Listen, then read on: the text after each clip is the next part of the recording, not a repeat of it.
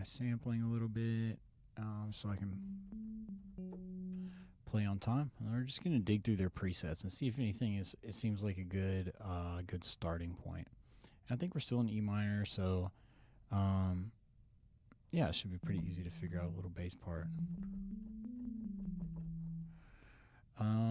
Let's see, Jupiter bass. Love the Jupiter keyboard. Okay, that's a hard bass. That's not really what we want.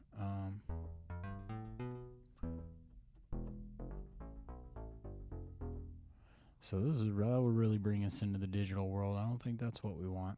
Let's try another Bluck bass and see what this sounds like.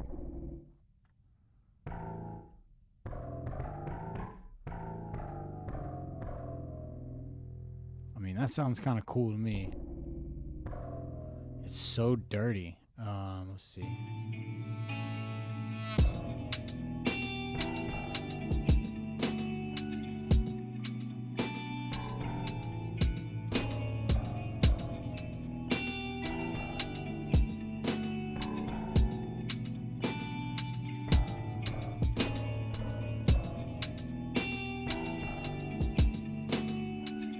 So that's kind of cool. It's a little tinny for me. I don't want to have to deal with that in mixing, so we're gonna keep going through these. I don't want to glob bass. 3 octave.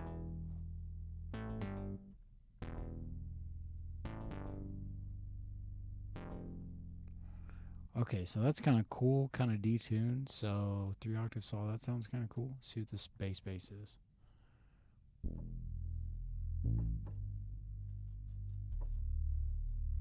Okay, that's kind of what I want. This is a little simple, chill sub bass. So we'll try that. We'll run back to the beginning of this, turn on my metronome. I'm going to give myself a 4-bar count in, and then I'm just going to roll with it.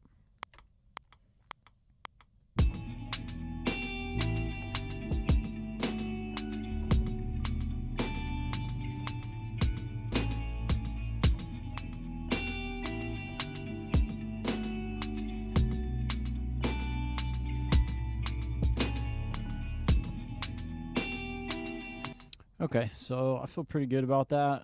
I definitely made some mistakes, but this is what I normally do, is I'll just make the mistakes, and I'll go back in and I'll fix whatever they are. So I'm going to turn this up really loud because I can't really hear the bass super well. So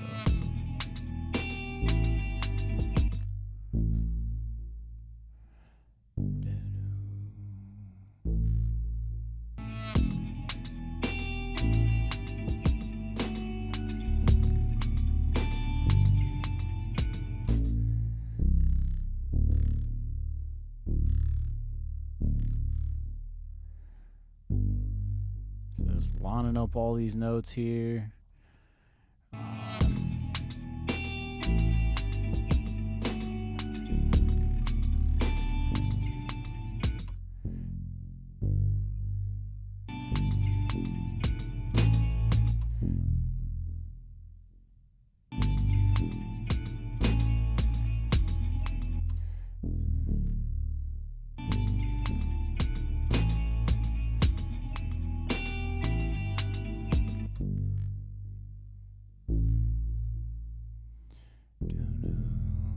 Doing a weird portamento thing when the notes cross over, so I'm just like trying to spread them out. I'll turn that up real loud. It's on the downbeat.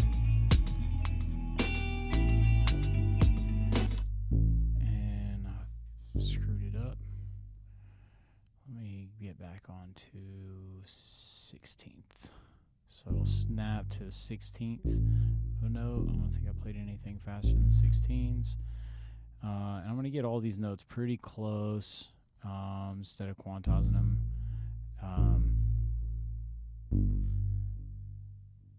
Then we'll see what we got going on here.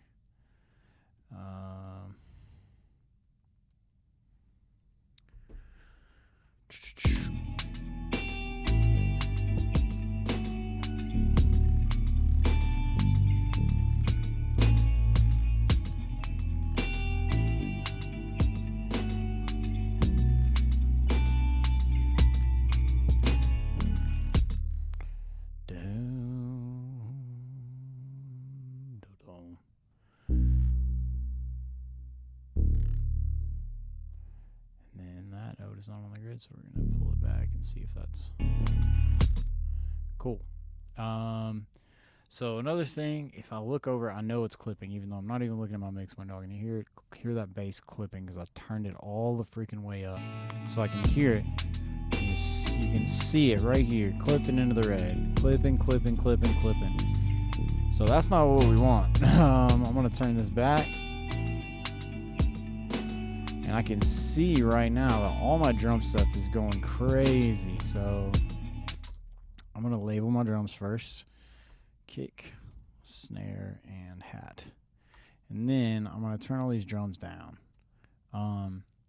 So first, I'm going to highlight all of them, and then I'm going to right click. I'm going to add bus for selected channels, and I'm going to do a drum bus. Drum bus, boom. So now all these are routed through here. So when I mix drums, I like to mix them like from the whole kit, and then if I need to fix particular instruments, I will fix particular instruments. Like if I need to EQ stuff, blah, blah, blah, I try to treat it like an entire instrument. So that's what I'm doing. Also, so I'm doing this so I can turn down all the drums with one knob. And then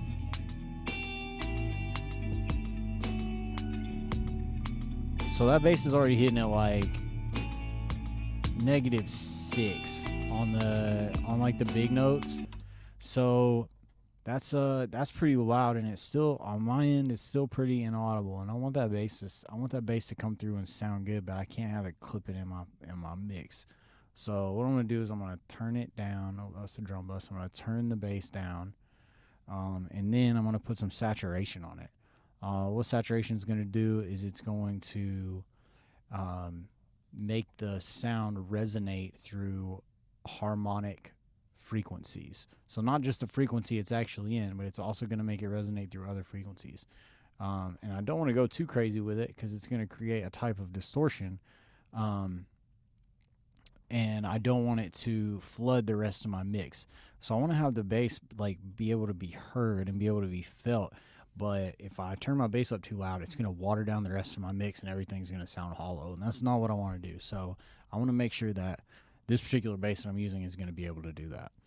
So the first thing I'm going to do is I'm going to pull up the EQ on it, and I'm going to look at what it's doing and see if I can pull some of the mid-low frequencies out of it. So it doesn't have a lot going on in the mid-low, so that's not going to really help me. But that's also good because now it gives me room for saturation, and that kind of tells me that what my plan is gonna, should work at least. And then I'm just using Saturn 2. There's plenty of saturators out there that are free. There's a like single knob saturator that's free with PreSonus. There's plenty of free ones out there. If you search free saturator plugins, you can find one. With this one, I'm gonna go with clean tape bass. This one's easy. It's gonna give me a good place to start, and it's not going to be super distorted because it's tape saturation and it says clean in it, right? So it should work. Here we go.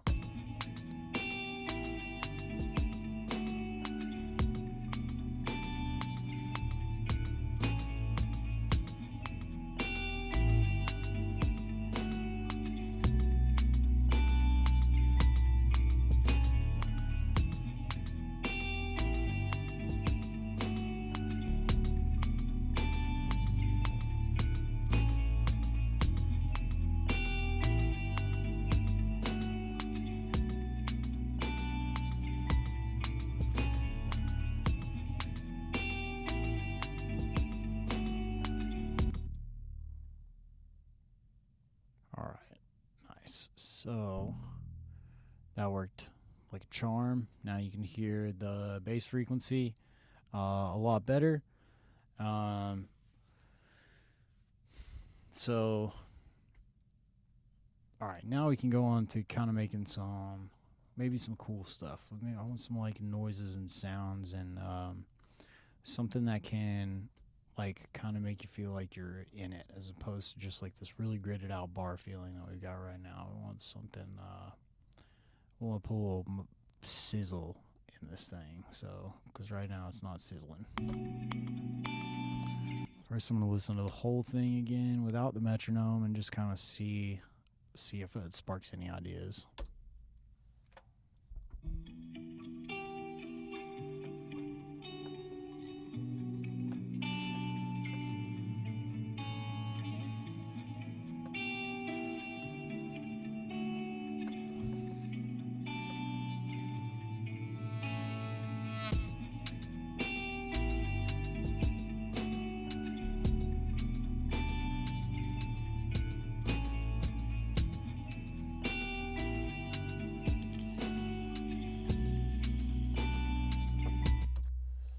Alright, so already I can hear, I want everything to drop out for 4 notes of the arpeggiated sequence. So I'm going to do that. I'm just going to cut everything out except for the bass and arpeggiated sequence, and then we're going to see what that sounds like.